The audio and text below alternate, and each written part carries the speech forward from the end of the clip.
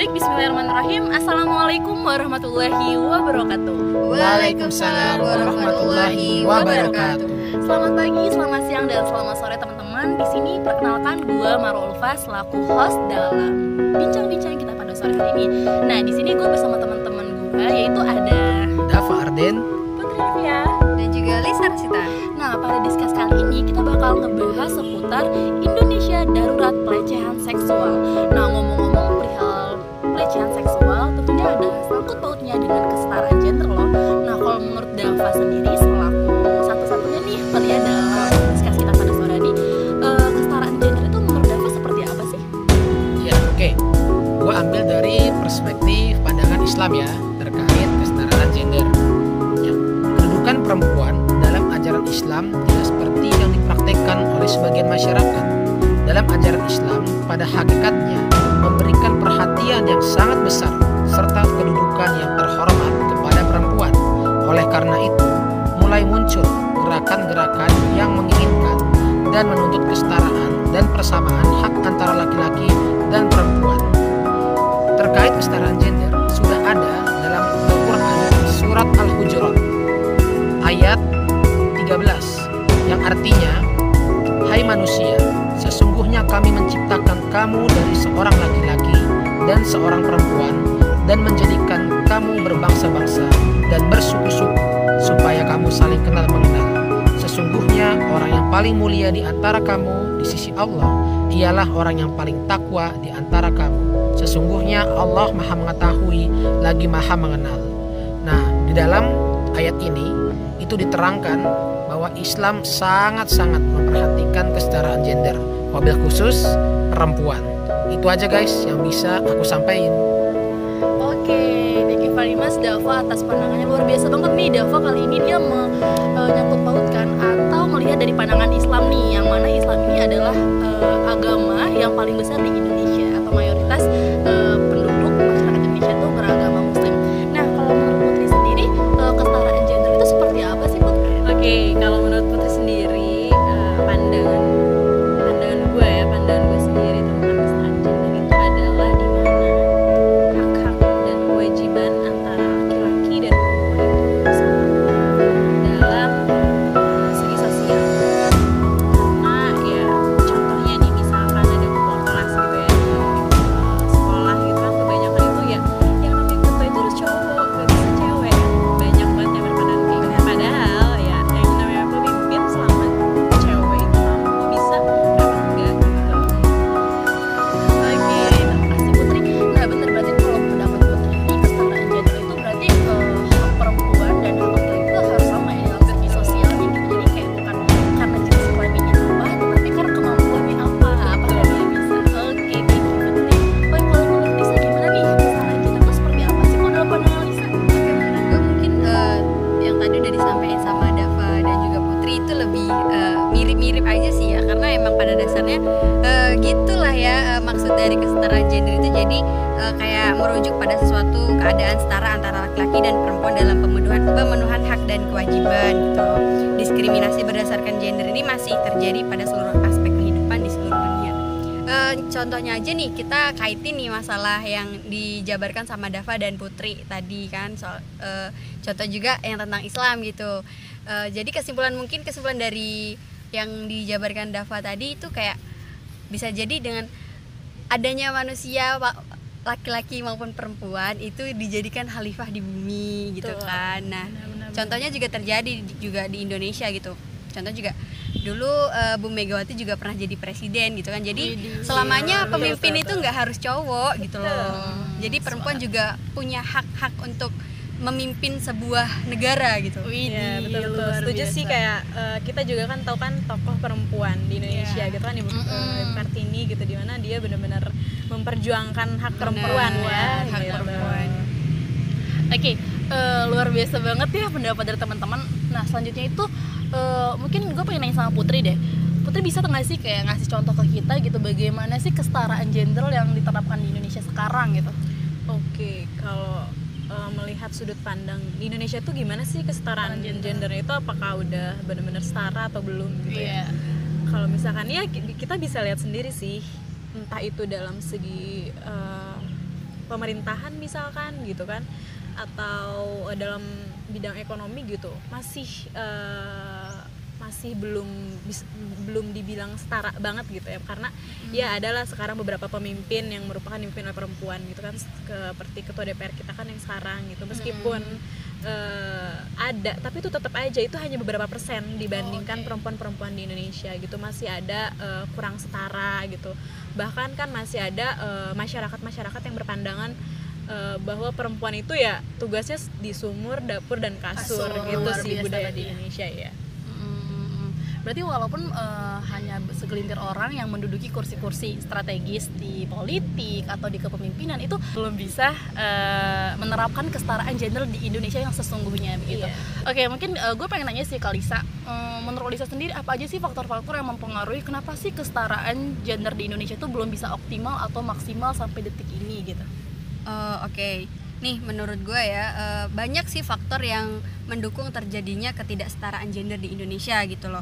Nah contohnya aja tuh kayak stereotype atau pelabelan. Jadi banyak orang yang melabeli perempuan itu makhluk yang lemah, emosional, cengeng gitu, nggak tahan banting, baperan. Ya. Padahal nggak semuanya perempuan begitu gitu loh, ya kan? Terus juga ada tindak kekerasan terhadap perempuan gitu. Nah karena ini berhubungan ya dengan stereotip tadi, jadi dengan adanya stereotip bahwa perempuan itu lemah, perempuan itu lembek, cengeng, jadi kayak ya udah si cowok tuh ngerasa dia tuh makhluk yang paling kuat gitu, jadi dia berlaku seenaknya aja gitu sama perempuan. Dan yang terakhir itu ada budaya patriarki, yaitu kayak budaya yang berkembang di masyarakat gitu. Apalagi kita tahu di masyarakat yang mungkin di daerah yang terpencil gitu ya, mungkin mereka masih punya pemikiran bahwa ya udah nih seperti yang dibilang Putri tadi, kayak perempuan itu tugasnya cuma di sumur, di dapur dan di kasur gitu loh. Dapur ya, benar loh.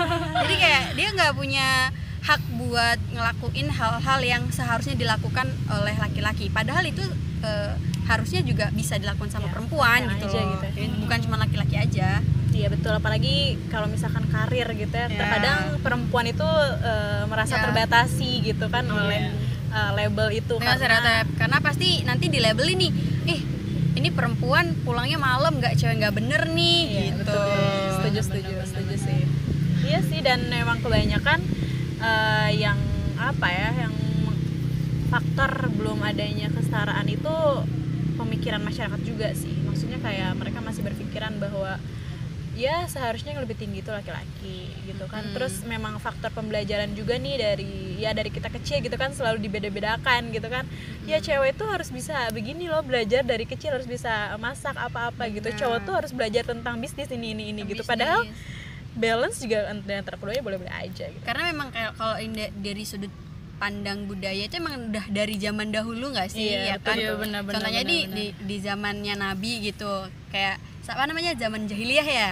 Jadi kalau punya bayi cewek itu bayinya dibunuh gitu, karena dia dibilangnya nggak bisa perang gitu kan, bisa ini lemah lah ya. Sayang sekali ya, dari zaman Nabi tapi sampai saat ini masih ada begitu kan. Padahal sekarang udah zaman modern gitu. Meskipun udah ada sedikit lah ya, sedikit perubahannya, nggak langsung dibunuh gitu ya. Ngeri juga nih. Oke, tadi Lisa sempat ngomong tentang 3 ya, Putri juga yang ngomong kasur, dapur, sumur. Pokoknya itu sering banget kita dengar sehari-hari, apalagi sebelumnya tadi kan teman-teman sempat bilang kalau itu tuh sempat diajarkan ketika masih kecil sampai sekarang gitu ya. Berarti kalau teman-teman nanti ketika udah dewasa, udah menjadi seorang ibu, mungkin bisa ya menerapkan itu atau mengajarkan kepada anak-anaknya gimana sih setara gender itu sebenarnya seperti apa begitu. Terus kalau untuk Dava sendiri kan sempat dengar kali ya, kalau cowok itu nggak boleh nangis loh, cowok itu harus kuat loh. Nah pendapat Dava, apakah itu udah termasuk dalam kesetaraan gender atau belum sih? Nangis itu sebenarnya boleh nggak sih untuk cowok? Setuju nggak tuh? Ya gue sendiri sih menanggapi hal itu amat disayangkan ya, masih ada pola pikir seperti itu. Padahal kita kan juga laki-laki punya hati, punya perasaan ya. Betul banget kata Lisa. Nah, yang dimana kita bisa mengekspresikannya dengan tangisan atau kesedihan ya. Nah tadi kalau sempat menyinggung terkait kesetaraan gender ya, gue juga sebagai laki-laki sangat menjunjung tinggi ya kesetaraan gender. kayak contoh nih, gue cerita aja ya. Sering-sering Di boleh, rumah gue ya, kita boleh ya sharing-sharing ya boleh, guys sharing ya. aja. Ya kayak kita kan tahu ya, kalau keluarga tuh misalnya ayahnya cari nafkah, ibunya apa jadi ibu rumah tangga. Nah di rumah gue tuh enggak, maksud gue ayah gue juga kerja dan ibu gue pun juga tetap berdagang. Kebetulan ibu gue punya butik ya kan, nah dia tetap nyari nafkah dan juga tetap bekerja gitu untuk menafkahi kebutuhan keluarganya. Nah itu kan salah satu bukti bahwasanya ya perempuan juga bisa gitu loh masuk ke ranah bisnis, ke ekonomi, dan bisa membangun ketahanan keluarga gitu loh guys. Nah contohnya nih, bahkan bapak gue pun juga mengerjakan pekerjaan rumah seperti nyapu, ngepel, dan nyuci piring. Termasuk gue sebagai anak laki-laki juga seperti itu, cuci piring, nyapu, ngepel, dan sebagainya. Ya karena gini ya, kayak seperti ada yang pernah bilang gitu, kodratnya perempuan itu cuma 3 loh, kayak mengandung, menyusui, dan melahirkan gitu. Jadi tentang masalah nyapu, ngepel itu sebenarnya bukan kodrat sih, karena laki-laki pun juga bisa ngelakuin itu. Betul gitu banget. loh. Peran sih itu Benar, namanya. benar. Peran mah boleh laki perempuan gitu. Benar. Beda dengan kodrat yang memang sudah given Ditakdirkan dari dia Allah. harus dilakukan oleh perempuan gitu. Dan kan. hanya perempuan yang bisa melakukan hal itu Ah, gitu. benar. Kalau cowok kan nggak bisa ya. Maka Dava Betul. bisa menyusui. Ya bisa juga ya. Oke, ngomong-ngomong kalau kesetaraan gender, kan teman-teman sempat membicarakan ada yang keluarganya telah menerapkan konsep atau kesetaraan gender ini, ada keluarga yang belum menerapkan kesetaraan gender ini. Nah sampai saat ini pun kesetaraan gender tuh bisa dibilang masih minim sekali ya yang aware akan kesetaraan gender tersebut gitu. Apalagi perempuan, apalagi di perempuan ya, bisa kita bilang bahwa perempuan sering banget yang namanya termarginalisasi atau terpinggirkan. Nah, baru-baru ini sempat dengar kasus perihal pelecehan perempuan. Kan Wah. itu pasti sangat, ini nggak sih teman-teman, sebagai perempuan sangat merugikan pihak perempuan Iya, gitu. banget Sangat sih. sekali. Apalagi sekarang tuh memang lagi banyak-banyaknya banget sih kasus pelecehan seksual yang memang baru muncul gitu ya, dan Baru ternyata muncul. memang separah itu gitu ya ternyata pelecehan seksual di Indonesia gitu khususnya. Apalagi sejak pandemi COVID-19 ini kan kita baru kita benar-benar nggak bisa lepas nih dari handphone, dari smartphone, dan berita-berita seperti itu baru ke-up-nya sekarang loh, padahal kasusnya tuh udah lama gitu. Mungkin Putri atau teman-teman bisa memberikan salah satu contoh kasus gitu yang pernah terjadi di Indonesia. Mungkin Dava kali ya, kayaknya dia aware banget nggak sih perihal berita-berita yang rame seperti banget ini? sih. Iya, kebetulan gue udah ini nih baca-baca berita ya, dan juga sempat mengikuti satu kasus yang memang udah cukup lama kejadiannya, tapi baru terkuak atau dieksekusi oleh pihak aparat tuh sekarang ya. Gue mau ambil satu kasus ya guys. Ya singkat aja gue cerita di mana kejadian ini di salah satu pesantren di Jombang, Jawa Timur. Ah iya benar-benar. Mungkin teman-teman tahu ya, ini Iya, lagi iya, viral, yang dimana anak kiai besar tokoh di Jombang itu melecehkan santriwatinya. Ya singkatnya tuh dia modusnya tuh interview buka sebuah open recruitment bakat kalau nggak salah. Nah dan terus di mana tuh santriwatinya itu masuk ke sebuah ruangan dan hanya berdua nih dengan si pelaku ini. Ngeri juga ya, Parah berdua kan, doang cuma ya, berdua padahal doang. usah gitu ya. Nah singkatnya lagi, disitulah dimana pelecehan terjadi. Itu kalau nggak salah terjadi di tahun 2017. Ya. 2017 Udah lama banget loh baru guys. tahun-tahun ini, Betul. akhir-akhir ini ya, luar Betul. biasa. Udah lama banget. Nah akhirnya korban tuh berani speak up tuh kalau nggak salah di tahun 2019. Sudah dilayangkan nih surat laporan ya ke polisi, dan polisi pun juga sudah mengecek berkas-berkasnya, dan singkatnya sampai akhirnya sudah lengkap dan akan tindak lanjuti dengan cara yaitu memanggil si tersangka tersebut.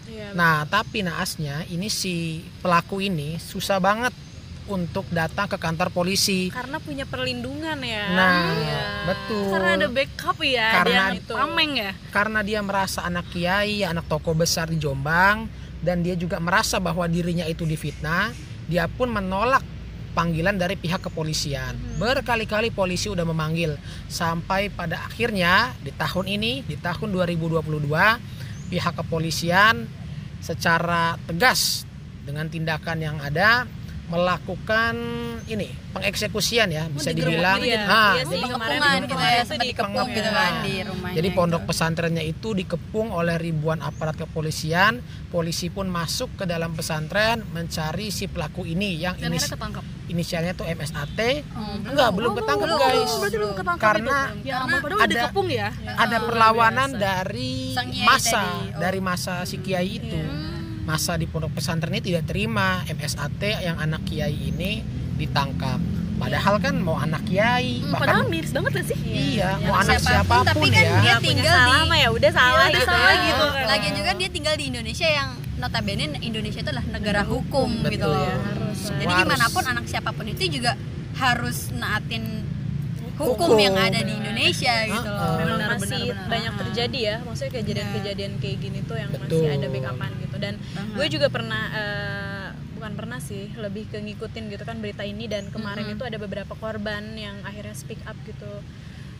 Itu gila sih, merinding banget gitu kan, sedih banget. Gue sebagai perempuan tuh merasakan gimana gitu kan di saat kondisi dia lagi kayak gitu. Itu ada korban satu yang ditemuin gitu kan sama salah satu media. Itu dia bercerita bahwa ketika itu tuh memang tadi kan lagi ada sesi wawancara gitu di satu ruangan, ya namanya satu berdua gitu kan, ya gimana sih Iya, gitu ya. yang Terus juga ya. dengan dalih ada metafakta. Metafakta itu tentang logika gitu, dimana kalau misalkan kalau kamu mau pahamin itu ya harus dilakuin gitu, nggak bisa diterapin secara logika gitu. Berarti Kan benar-benar akhirnya dipaksa ya iya benar-benar si korban dipaksa. itu Si korban itu gila benar-benar sih. kamu harus buka pakaian kamu. Wow, Gimana enggak? wow. Itu Parah ya, ya Itu ya, di luar akal sehat nggak sih buka pakaian? Iya, ya, namanya santri kan dia paham, nggak boleh. Akhirnya dia nolak, nggak mau gitu. Tapi dia tetap maksa gitu kan. Ya kalau misalkan kamu nggak mau, berarti kamu belum paham tentang apa itu metafakta, apa hubungannya gitu loh. Gila banget sih. Dan yang gue sempet kaget itu ada di mana korban ini pernah ngirim surat kan tentang kelakuan dari si Beci ini gitu kan. Beki apa Beci gitu ya Beci, yang Mas dipanggilnya Beci gitu. gitu.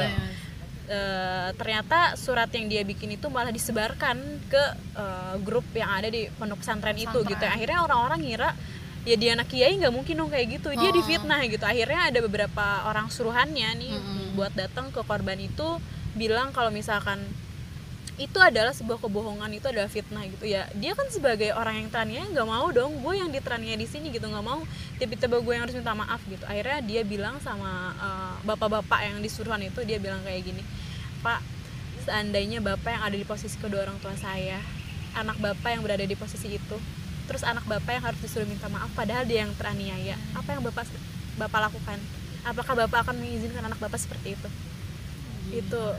Itu Deep gila banget sih, nih deep guys sih. banget. Udah jatuh ketimpa tangga gitu. Kita nggak bisa ngebayang gimana mental dia saat itu. Iya, benar-benar. Saatnya dia menjadi korban, kemudian dan dia difitnah gitu. Padahal dia pengen menjunjung tinggi, dia pengen speak up kalau dia tuh pernah menjadi korban loh dari si anak kiai besar ini gitu. Oke, sepertinya teman-teman di sini mengikuti berita-berita ini ya perihal MSAT ini, karena memang beritanya benar-benar viral dan akhirnya membooming gitu di Indonesia. Dan miris sih, lebih ke miris gitu. Kenapa orang-orang tuh lebih melindungi pelaku daripada korbannya gitu kan? Oke, mungkin menurut Lisa sendiri, Lisa tahu nggak gitu, atau kenapa sih, atau Lisa mungkin mengikuti kan berita-berita tersebut, pandangan Lisa terhadap berita tersebut seperti apa sih? Ataukah media juga nih, media, kita kan kalau mau ngomongin media itu mempunyai sudut pandang atau angle yang berbeda-beda ya. Menurut Lisa, apakah media saat ini tuh udah sesuai gitu dengan fakta yang terjadi gitu? Mungkin dari sekian banyak media ini nggak sepenuhnya sesuai gitu ya dengan berita-berita yang ada gitu, karena ada juga media yang cuman ngambil sensasi biar rame gitu loh maksudnya. Jadi bukan 100% pure dia nyari bersimpati. kebenaran Ya, gitu, benar, bukan benar. nyari kebenaran dari berita yang beredar gitu loh. Menjual jadinya. Jatuhnya Iya. menjual gitu loh. Karena dari beberapa media itu nganggapnya bad news is a good news gitu loh. Iya, benar. Karena memang media kita tuh masih rendah gitu ya untuk Banget. pengerjaannya gitu kan, isinya gitu, Framingnya framingnya gitu gitu. Padahal kan saat itu korban masih tertekan gitu ya, tertekan secara mental dan tidak ada dukungan dari keluarga mungkin, atau bisa jadi. karena kan di lingkungan pesantren. Sedangkan pesantren tersebut malah nge-backup atau menjadi dekeng nih untuk dekeng nggak sih? Tahu iya. Tameng lah ya, istilahnya tameng. Iya gitu. benar-benar menjadi tameng untuk si pelaku gitu kan. Ditambah lagi dengan pemberitaan media yang kadang-kadang bukannya untuk bersimpati atau ikut serta dalam memperjuangkan hak si perempuan ini, malah ikutan kayak menjudge atau malah menjadikan perempuan atau si korban ini lebih terpinggirkan gitu kan, lebih berbahaya. Nah sejauh ini kan si korban ini tidak pernah diberitahu ya inisialnya siapa. Mungkin kita bisa sebut korban A. Nah mungkin teman-teman juga mengetahui kenapa sih korban A ini tidak mau speak up gitu loh. Maksudnya takut untuk speak up. Faktor apa aja sih yang membuat si perempuan ini tuh nggak berani gitu untuk speak up atau menjunjung tinggi. Padahal tadi Dava sempat bilang bahwa dia sempat speak up di tahun 2019. Tapi dari tahun 17 ke 19 kan itu ada jarak waktu 2 tahun ya. 2 tahun. Ya. Dan itu kenapa dia tidak mau gitu untuk berusaha speak up, atau sejak kejadian berlangsung tuh langsung speak up gitu kan. Maka akan langsung diproses mungkin ya. Itu kenapa? Kalau misalkan pandangan gue ya tentang kenapa sih gitu kan korban-korban sekarang tuh nggak ada yang speak up gitu. Dan menurut data nih yang gue kemarin baca gitu kan, hampir 61% dari data tersebut kenapa korban tidak mau speak up atau tidak mau lapor. Yang pertama adalah dari 61% itu adalah stigma, takut stigma. Karena kan ya biasanya kita tahu sendiri masyarakat netizen Indonesia itu gitu kan, kalau misalkan ngelihat ada suatu hal yang beda gitu dari pandangan itu langsung dijudge gitu aja kan. Jadi kayak kamu dilecehin gitu sebagai kan, korban itu dia kayak takut stigmanya buruk, oh dia nggak perawan lagi, dia nih yang udah pernah yang ngerasain gitu lah ya gitu. Pokoknya yang negatif gitu kan. Akhirnya itulah hal-hal yang negatif itulah yang korban-korban pikirkan nantinya gitu kan. Kalau misalkan dia speak up, jadi lebih baik dia dipendem gitu. Ada juga yang dia memang diselesaikan secara keluargaan gitu. Ada juga yang memang dia nggak tahu dia harus ngelapor kemana, dari mana dulu nih dia harus ngelapor gitu. Memang ya masih banyak lah ya, dan harus benar-benar ada payung hukum yang benar-benar membantu korban pelecehan seksual itu ya, dia juga bisa menyelamatkan namanya juga gitu. Terus dia juga bisa berhak untuk mendapatkan keadilan gitu ya dari apa yang udah dia alami gitu ya. Payung hukum sih itu yang pasti gitu. Jadi makanya kan seolah-olah dukungan dari negara itu juga ada ya gitu. Nggak cuma gitu. Dari keluarga dan orang-orang terdekat. Iya. Terkadang juga kan karena ada beberapa keluarga yang memandang dia tuh udah keluarganya udah punya nama baik lah di masyarakat gitu. Terus tiba-tiba kalau misalkan ada salah satu keluarganya yang kayak gitu ya dia jadi malu, ya udahlah mending diem aja gitu daripada keluarga kita namanya tercemar. Nah itu tuh yang masih ada pandangan-pandangan kayak gitu yang akhirnya korban enggan untuk berbicara gitu. Iya, speak up. Oke, berarti sangat-sangat yang faktor yang paling mempengaruhi itu stigma ya, rasa takut yang menggebu-gebu ketika dia udah menjadi korban. Terus ketika dia mau speak up tuh rasa takut dulu nih ya, intinya rasa ketakutan yang lebih itu yang membuat dia nggak berani untuk speak up kepada orang lain. Even orang tuanya sendiri gitu, bahkan orang tuanya sendiri dia nggak berani untuk berbicara gitu karena udah merasa kayak takut banget lo nyampe duluan gitu kan. Soalnya dia nih kalau gue ngomong sama emak gue nih, gue bakalan digampar nih, bakalan dibuang nih dari kakak, pasti mikirnya gitu kan. Terus kayak aduh nih keluarga gue atau kayak gini ntar kayak gimana ya gitu, ntar pasti gue dijadiin kayak anak apa gitu kan di keluarga gitu. Itu yang ditakutin korban-korban sih. Padahal dia selalu korban gak sih? Iya, dia nggak salah, dia menjadi korban dari pelaku-pelaku gelap seperti MSAT ini gitu kan.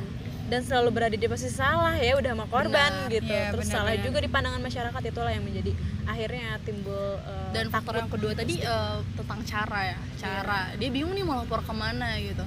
Oke, kalau menurut Lisa sendiri gimana sih terkait cara-cara yang harus diterapkan oleh para korban dari pelaku pelecehan seksual seperti ini gitu? Kalau menurut gue sih ini ya, dengan kalau misalnya nih seperti yang dibilang Putri tadi kan, sebagian besar faktor dari korban tadi nggak mau ngelapor ke pihak yang berwajib kan pasti ada rasa stigma, takut dan malu gitu loh. Jadi menurut gue ya sebagai korban nih, kalau misalnya korban itu nggak berani cerita sama orang tua, at least dia bisa cerita gitu sama temennya atau Setuju sih. siapapun orang yang dia percayai gitu. Jadi secara nggak langsung dia udah nyalurin nih, maksudnya udah mengungkapkan, Udah lega gitu ya. udah lega gitu mengungkapkan apa yang dia rasain setelah jadi Setuju korban sih, harus gitu. ada temen yang buat Iya. dia. Dan menemukan teman yang benar-benar tidak menjudge, dalam Iya. artian kayak menerima dia apa adanya gitu loh. Kalau menurut Dava sendiri, ngomong-ngomong perihal pelecehan seksual ini kan, pelecehan seksual itu tidak ada bukti ya, kadang-kadang ya kayak berlalu aja begitu. Dan beberapa kali juga sempat ada kasus kalau si pelaku ini merasa kalau dia tidak melakukan apa-apa gitu, padahal itu benar-benar si korban ini merasakan kalau dia itu dilecehkan gitu. Kalau menurut Dava sendiri, kalau misalnya ada kejadian seperti itu bagaimana sih, Dav, dalam pandangan lo? Iya, menurut gua ya tentu tadi kalau ditanya bagaimana sih kalian ya, sorry kok kita kalian yang perempuan. Iya. Nah, Ya nggak apa-apa kan, bisa kalian- gini aja gitu. Kita lepas ya. tentu kalau kita mendapatkan perlakuan ya pelecehan seksual, bukan perempuan aja deh, mungkin laki-laki Iya, juga iya, ada iya, kali ya karena yang bisa ada di luar sana gitu kan, Iya. yang ada Yang tapi laki-laki. nggak tahu gitu kan. Yang baru-baru ini juga ada tahu yang anak kecil dilecehkan tukang bubur kalau nggak salah, baik anak Ampun deh. laki-laki. Sebelumnya juga kan ada pernah kasus Saipul Jamil tuh kan korbannya Iya. orang laki-laki. Iya, benar. Laki-laki gitu Betul. kan. Jadi betul bang. pasti aja Tadi sih. gue setuju tuh dengan pendapat yang mengatakan mungkin kita bisa curhat dan cerita ke teman dekat dulu Atau ya, orang yang kita percaya. atau orang yang kita percaya. Tapi kan tentu itu juga nggak membuahkan hasil di mana kita mendapatkan keadilan atau kepastian hukum ya. Nah, setahu gua nih teman-teman, bahwa kan udah banyak ya kayak LBH atau komunitas-komunitas anti pelecehan dan anti kriminalitas gitu. Nah, mungkin teman-teman bisa tuh mendatangi ataupun mengontak LBH atau komunitas-komunitas anti pelecehan. Nah, kayak yang kasus di Jombang itu, si santriwati itu kalau nggak salah dinaungi oleh komunitas Women Crisis Center gitu. WCC ya. Ya, WCC. Nah, di situ kan kita bisa mendapatkan pembinaan, mendapatkan penyuluhan, dan teman-teman perempuan yang bisa kita ajak cerita gitu. Iya. Biar nggak mendem Curhat sendiri ya, biar benar. gak mendem sendiri. Dan mereka juga ada badan hukum ya atau lembaga hukumnya yang dimana nanti bisa mengajukan laporan kepada pihak aparat. Betul. Ya, Langsung intinya Komnas HAM ya, yang betul. Nah, syukur-syukur mungkin teman-teman juga bisa mengontak Komnas HAM, Komnas Perempuan maupun lembaga-lembaga hukum lainnya. pelindung lah, payung kita Betul, lah ya. betul. Perempuan harus berani speak up. Ya dimulai dari itulah, minimal kita punya teman untuk berbagi cerita tersebut. Iya. Dan semoga teman kita tersebut bisa mensupport, mendukung, dan membantu kita agar kita berani bersuara. Itu sih Setuju dari sih. pandangan gua, guys. Setuju sih, jangan takut untuk bicara gitu. Betul. Karena nggak semua masyarakat Indonesia itu akan membungkam gitu, tapi ada juga percaya bahwa ada dari sebagian masyarakat yang benar-benar akan mendukung lu gitu kan, sebagai korban itu benar-benar akan mendapatkan keadilan gitu. Jadi jangan takut sih gitu. Jangan takut untuk speak up. Let's Iya, speak betul. up, guys. Ya, Aduh, jangan luar takut biasa lah untuk banget. speak up gitu. Betul. Ayo bersuara. Justru dari itu kan masyarakat jadi pada tahu, oh ternyata ada kasus ini ya gitu. Dan Justru akhirnya dari itu mindset mereka terbuka ya, gitu betul, loh. setuju sih, setuju. Oke, diharapkan setelah mendengar podcast ini teman-teman yang di luar sana mungkin sempat mendapatkan pelaku yang kurang senonoh atau pernah dilecehkan, yang saat ini masih memendam, mungkin lambat laun bisa menceritakan Iya, gitu. Apalagi betul. zaman sekarang kan bisa bercerita melalui Twitter ya. Zaman Iya, sekarang bener-bener, kan bener banget. luar biasa banget, rata-rata kasus itu terkuak melalui Twitter dengan Sosial sharing, media gitu ya. luar biasa sosial media, salah satunya Twitter, benar banget. Oke, mungkin sharing kita pada podcast kali ini berakhir sampai di sini. Sudah ya. Makasih banyak teman-teman semua yang udah menyempatkan dirinya you. untuk Thank you, mendengarkan guys. podcast ini. Tapi sebelum kita tutup mungkin kita minta dulu ya statement closing dari iya, closing masing-masing. statement ya. Iya, Closing closing statement. statement dari masing-masing anggota di sini. Oke, mungkin dari Dava selaku atau satu-satunya pria nih di dalam podcast dalam kita. diskusi ini. Diskusi ini gitu. Gimana, Dava? Closing statement mungkin tentang yang relate atau sesuai dengan tema kita, yaitu Indonesia Darurat Pelecehan Seksual. Ya, oke guys. di closing statement ini gue sebagai laki-laki ya ingin mengajak juga teman-teman laki-laki lain untuk bisa lebih menghormati dan menghargai hak-hak perempuan. Ya, jangan hanya egois terhadap kepentingan kita sendiri. Banyak perempuan di luar sana juga memiliki keinginan dan harapan dan kepentingan yang lebih luas lagi untuk berkarya dan untuk melakukan banyak hal. Ya, jadi kita sebagai laki-laki mungkin bisa mendukung teman-teman perempuan kita agar bisa terus berkreasi, berkarya, dan menemukan hal-hal baru sebagai bentuk ya berekspresi.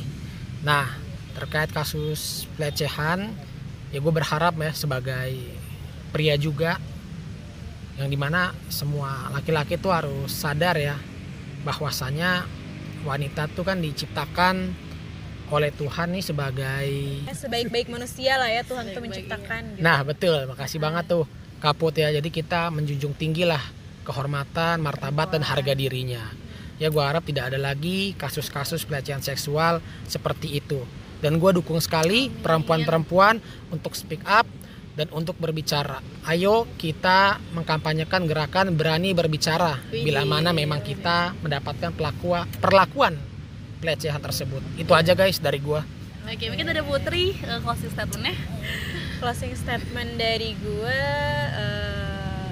diskusi kali ini menarik banget ya. Jadi memang jarang sekali gitu orang-orang yang akan aware terhadap hal ini gitu, kecuali ya korbannya sendiri gitu. Jadi ya statement closing dari gue, jangan takut untuk speak up gitu, apapun yang lu alamin gitu, jangan ngerasa sendiri, pasti banyak orang yang care gitu kan terhadap kalian semua gitu. Jangan takut akan hal-hal yang tidak mungkin terjadi mungkin ya, tapi kita usahakan dulu untuk menjunjung tinggi keadilan kita gitu sih. Jadi jangan takut untuk speak up ya gitu.